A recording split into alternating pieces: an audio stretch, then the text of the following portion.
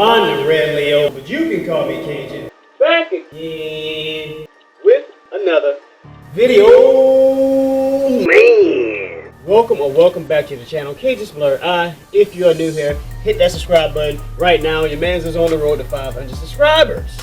KRL Squidard. Let's get it. The Ironheart MCU review.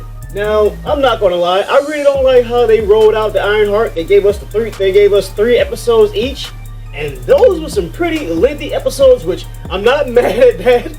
But for a YouTuber and a guy who actually has a life, it's a headache. So I'm gonna try to run through this to the best of my ability. Man, the first 3 episodes, they did really good. I liked a lot what went on. Now, to me, I think this deals a lot with AI and by some extent AI versus magic. And if you ask me, in my opinion, I think it was about episode 3-ish is when they really started, to me, in my opinion, I think they had some hints or some Easter eggs to the Iron Man trilogy. Starting off with the son of the villain from the first Iron Man movie. I can't think of the name right now. But starting off with the son from the first Iron Man movie, he turned out to be the villainous. Yes, there are going to be spoilers in this if you haven't watched. I'm going to try to keep that down to a minimum. But yeah, there'll probably be spoilers in this. I really like how they worked that in. Like, they introduced him. He was kind of a nobody. He really was trying to stay low-key. I mean, he inherited all of his father's tech, apparently, or he still had something to do with the tech. And I really like how Riri moved around and she had her little hustle and all that. Really gave her hustle culture. And this is something that I missed. It was only in the first episode. I missed, but I see where they went with it. When she first took her suit from the school or the institute, and they had the AI was a little pencil, that reminded me, to all my millennials, that reminded me of a little paperclip dude from Microsoft back in the day, man. Y'all know what I'm talking about. I don't remember what the thing's name is. If I can find a picture, I'll put it up. But that really reminded me of the little paperclip dude, and I thought that was a nice touch. And then all of a sudden, it kind of sputtered out, I guess, after she got off of the school's system, or they figured out what she was doing, and they pretty much just revoked all her privileges. So I really like that touch. But that kind of moved us forward for the AI involvement in this, or the AI aspect. So I like it that they use her best friend as the AI and the way that they came about it. I mean, clearly she had a traumatic event. She lost a stepfather and she lost her friend. I believe it was a drive-by shooting. They really didn't go too far into that, but the whole thing of how it happened and got her, I really like how they did that. When she was trying to upload her AI, I guess it downloaded her subconscious, and throughout the whole first episode and a lot in this show, she's always having flashbacks of her friend and her stepdad. And, I think it's a nice little touch. And for some odd reason, it seemed like that just connected with her cerebral cortex, her cerebellum, whatever you want to call it, frontal lobe, whatever it is. And I think it just imprinted her friend to the AI.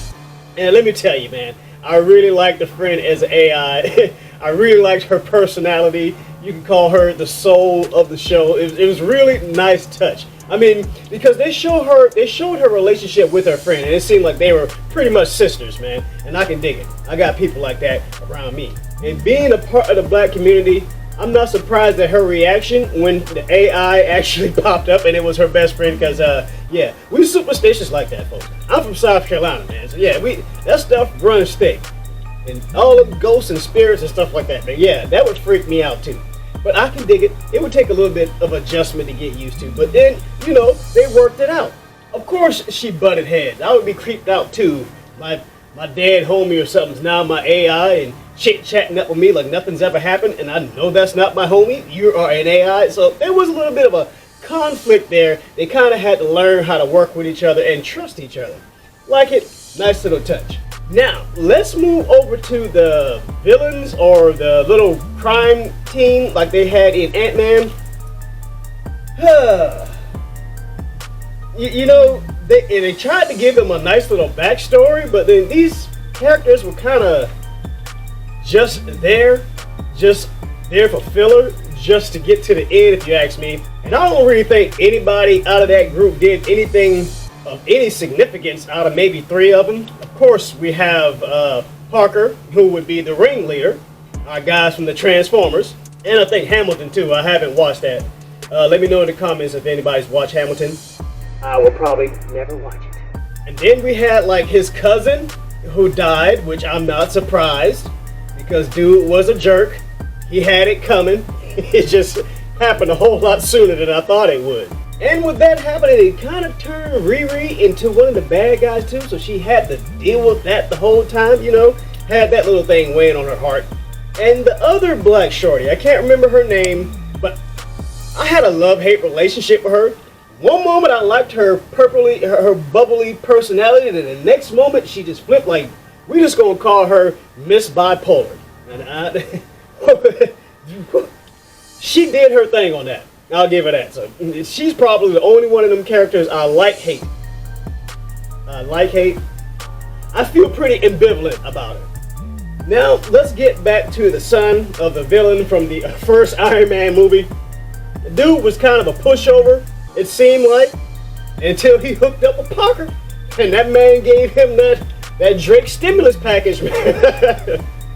I don't know what this character is in the actual Marvel comics, if he's actually there or anything like that. I'll just sidestep him with the Prodigy, like the Green Goblin Jr. or something like that. But I kind of knew this guy. Was going to be a villain, but his personality just gave off. He just wasn't going to be a success.